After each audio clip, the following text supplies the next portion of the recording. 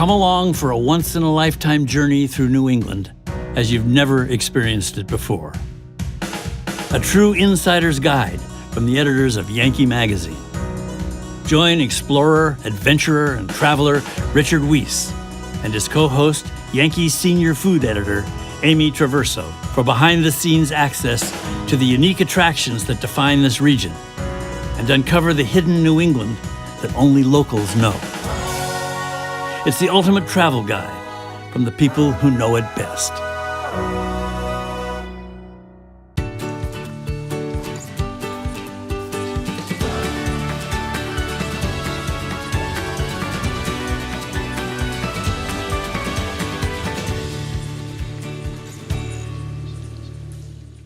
New Hampshire is renowned as a wonderful place for hiking, boating, and many other kinds of outdoor recreation.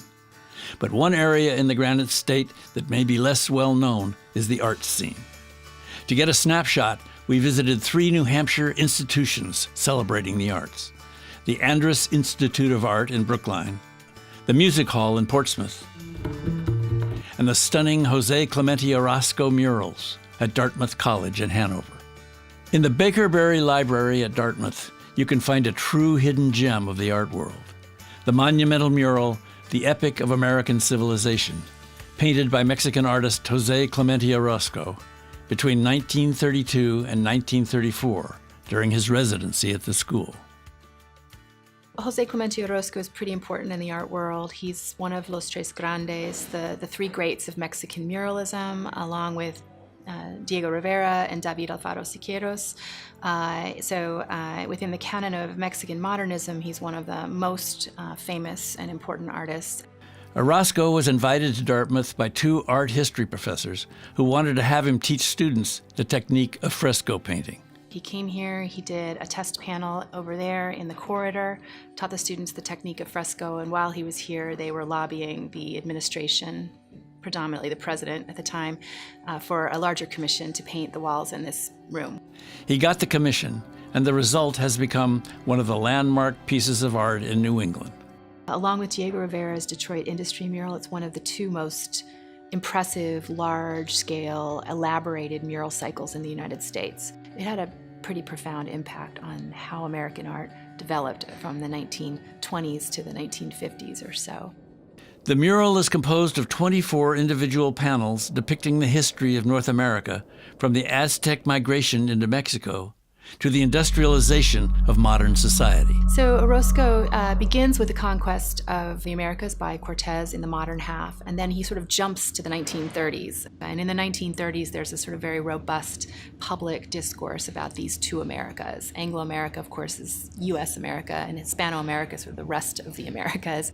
So Orozco really takes on those terms, presents the 2 Americas in a kind of exaggerated way. The mural ends on this very dark note that the Messiah is not returned. He's a destructive and vengeful entity rather than a redemptive or liberatory entity, and that this sort of end of the world, if you will, is in process but not completed. Covering nearly 3,200 square feet of wall space, the mural includes scenes that were viewed as controversial at the time. The scenes that were the most controversial were the Anglo-America panel, which, I like to say he presented sort of like a Children of the Corn scene, where you have these kind of dead-eyed, drone-like children sort of gathered around a very stern, kind of androgynous teacher in the midst of a sort of New England town hall meeting. And so as an image of America, U.S. America, it looks pretty negative. The mural was designated a National Historic Landmark in 2013. It's available for viewing in the Baker-Berry Library at Dartmouth College. The Music Hall is in many ways the cultural hub of downtown Portsmouth, the city that anchors the seacoast arts scene.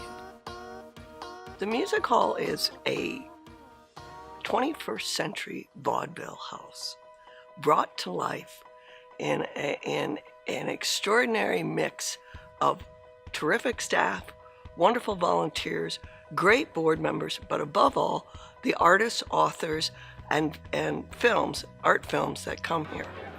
So I would say it's a community heartbeat. The original 1878 theater was saved from the wrecking ball in the 1980s and emerged as a nonprofit center for the arts that now includes an 895-seat historic theater and a 120-seat loft that opened in 2011.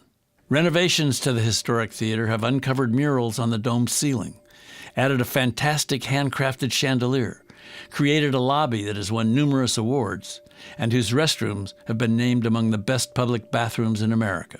I realized that we would have a much more interesting space if we actually honored what we call the theater the old lady in the most affectionate terms. If we would honor the old lady and actually make a creative, dynamic space. So that literally made people's jaws drop when they came in. The Music Hall is a heritage venue with a packed calendar of concerts, plays, readings, community events, and more. Recent headliners include comedian Steve Martin, The Daily Show's Trevor Noah, and singer-songwriter Melissa Etheridge. You got to be willing to get outside of the box a little bit. Willing to really get in there and know what's what. We're not passive here.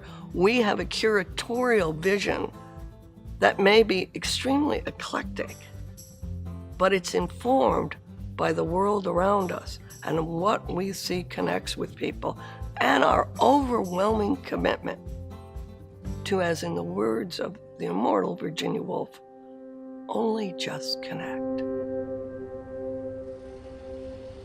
I thought, wow, this town is perfectly positioned to become one of those very special places in America. It needs an anchor arts organization, and an anchor arts organization is really going to thrive in a town that's committed to doing that.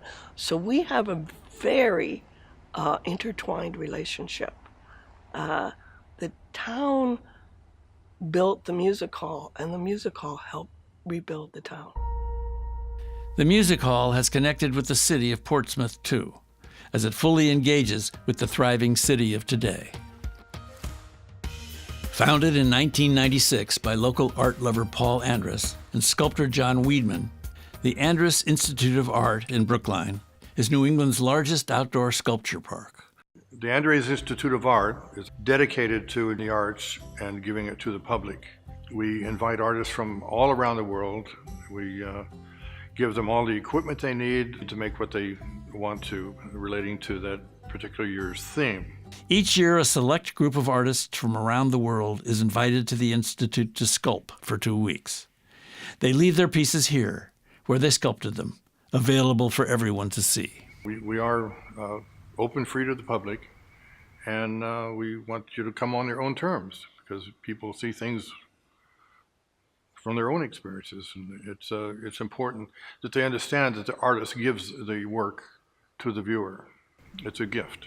Spread across 140 acres, the collection features more than 80 steel, metal, and stone pieces set in a variety of garden and forest settings. Some of the granite comes from an old quarry on the property, which is only fitting, as New Hampshire is known as the Granite State. Well, there is a quarry on the site. It's sedimentary, but it's mostly a granite that is muscovite and feldspar, and it carves very well. A lot of artists like it. And it's a very metamorphic stone in its own right. So it's a very attractive stone.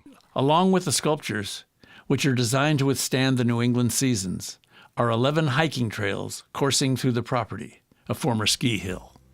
We don't compete with the elements. We try to work with it, and we don't manicure everything and try to make it like a pristine park and tell people not to touch it. It's an integral experience for the viewer, and that's important.